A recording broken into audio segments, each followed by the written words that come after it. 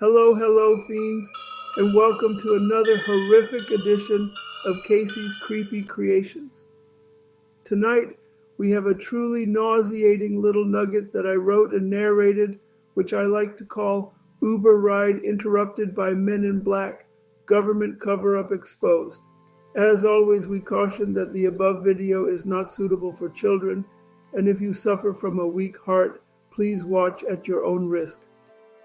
The rideshare encounter, a journey beyond the stars.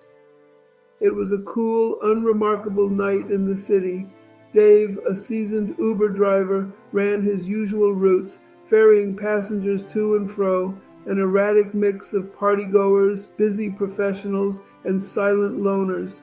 The glow of streetlights and the hum of rubber against asphalt were background melodies to his repetitive life.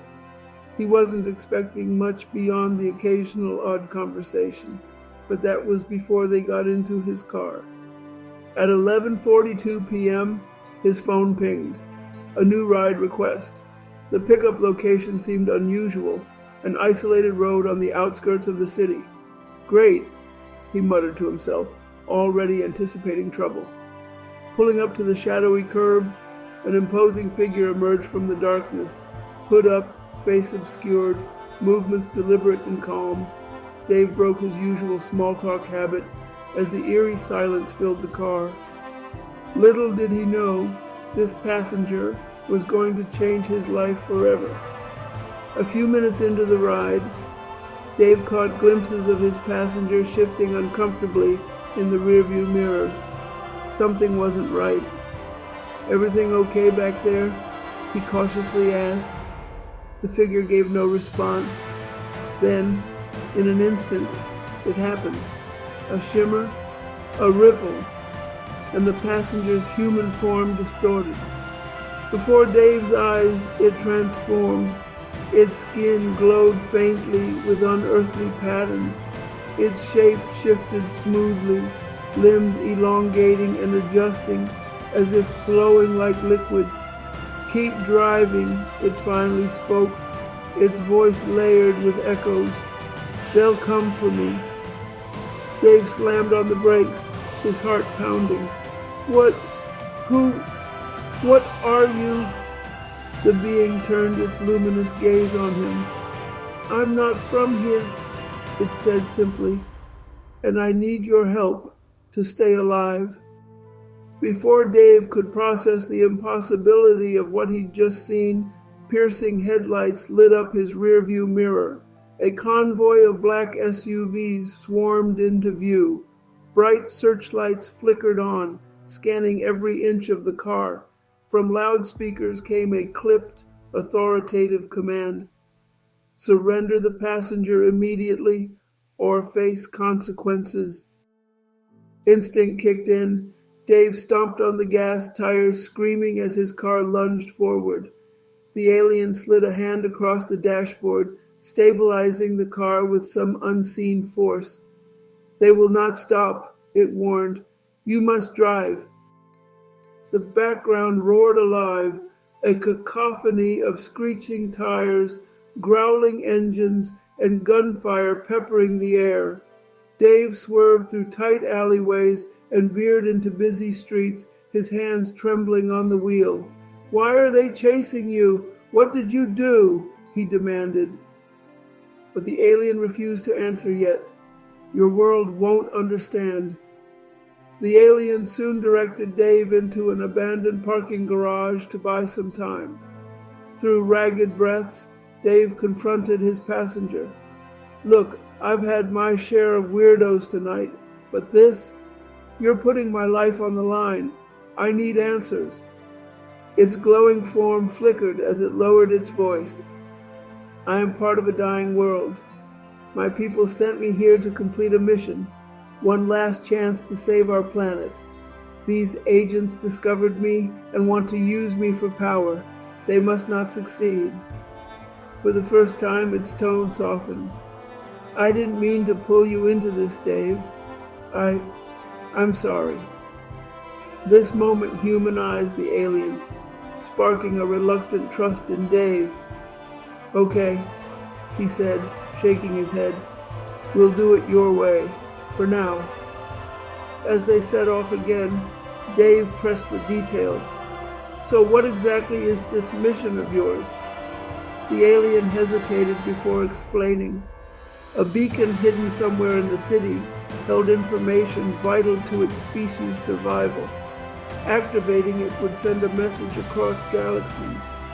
Without the message, its people would never have a chance to escape their collapsing planet. "But the agents want that beacon too," the alien added grimly, "to exploit it, and me." Dave processed the absurdity of it all. Aliens, galaxies, beacons. Yet, something in the desperate tone of its voice struck a chord. Maybe it was the way its glowing patterns dimmed with sorrow. Maybe it was the fact that these government agents weren't exactly broadcasting good intentions either. Regardless, Dave was in too deep to bail now. With their destination clear, the pair faced new obstacles at every turn. The agents, equipped with advanced weaponry and high-tech surveillance, tracked their every movement. "They're smart," Dave admitted, eyes darting to the rearview mirror. "But they don't know these streets like I do."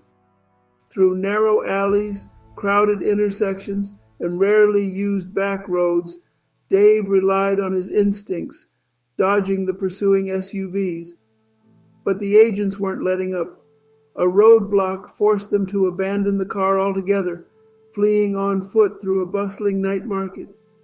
The alien used its shape-shifting to blend into the crowd, while Dave followed close behind.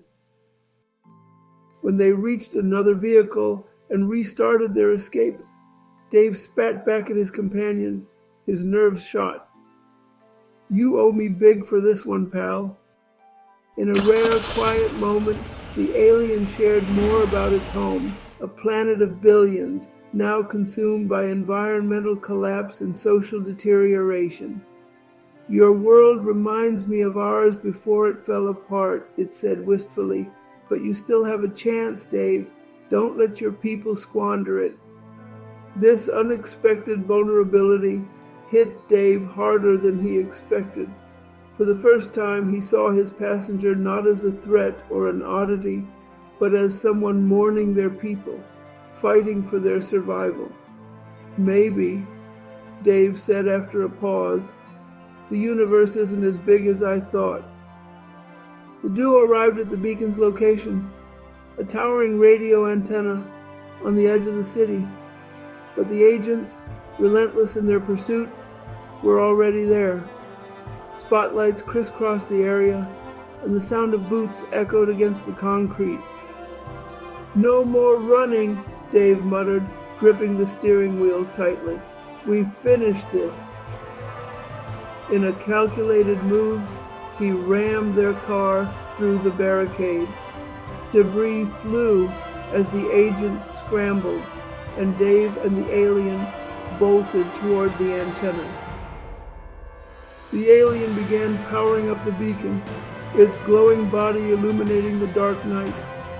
But just as the message started transmitting, an agent struck. Dave, without thinking, dove into harm's way, shielding the alien. "Hurry!" he shouted, as weapons fired in all directions. In a dazzling display, the beacon erupted in light. The alien, summoning its remaining strength, protected them both with an energy shield before launching the signal toward the stars. The agents were left stunned. Their mission failed in a moment of overwhelming brilliance. As the commotion died down, the alien turned to face Dave, its form now flickering weakly. "You've done more for me than I could ask, and for that I thank you." With a solemn nod, it stepped back toward the beacon. "You have a bigger universe to discover. Don't waste it." In an instant, the alien vanished in a beam of light, leaving Dave standing alone in the aftermath. Driving back through the now quiet city streets, Dave couldn't shake the profound experience he'd just endured. The universe suddenly felt larger, layered with mystery and possibility.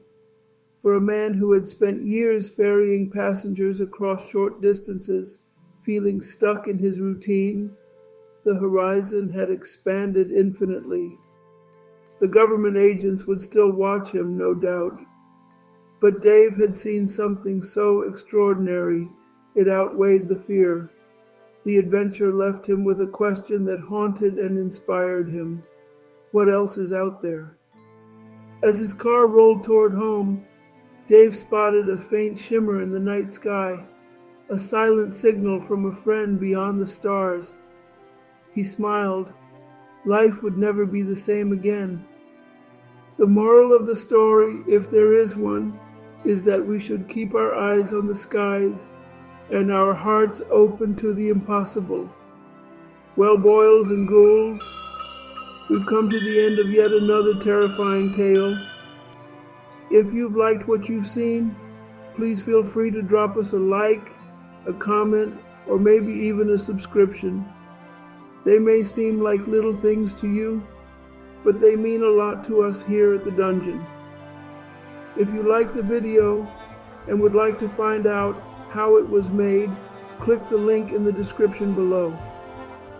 I am affiliated with Fleeky AI and will receive commission if you decide to make a purchase. They also have a free plan as well if you would like to try it out. And by the way, if you like what we've got for you here, then maybe you might want to check out these other YouTubers, Overlord DVD, Theta Zord, Osaka Chandal, and Stark of Iron. Links in description. They're to die for. Thanks, and unpleasant dreams until we meet again.